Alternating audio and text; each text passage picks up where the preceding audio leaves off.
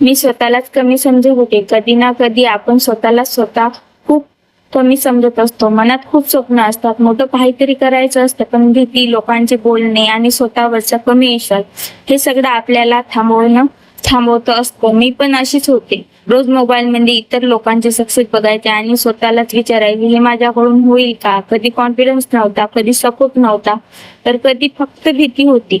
लोक तर खूप काही बोलायचे, हे सगळं तुझ्यासाठी नाही, तू नाही करू शकत, वेळ वाया घालू नको. आणि खरं सांग, त्या बोलण्यामध्ये मी स्वतःवर डाऊट घ्यायला लागले होते. पण एक दिवस मी शांत बसून स्वतःलाच एक प्रश्न विचारला, जर मी आज प्रयत्नच केला नाही तर उद्या माझं आयुष्य बदलेल कसं?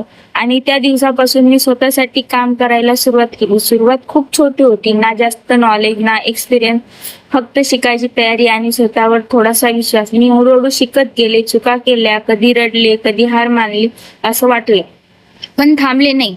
आज मी घर बसल्या काम करते, स्वतःचे पैसे कमावते आणि सगळ्यात महत्वाचं म्हणजे आज मी स्वतःवर प्राऊड फील करते. पूर्वी जी मुलगी स्वतःवर विश्वास ठेवत नव्हती, आज तीच मुलगी स्वतःची ओळख बनते.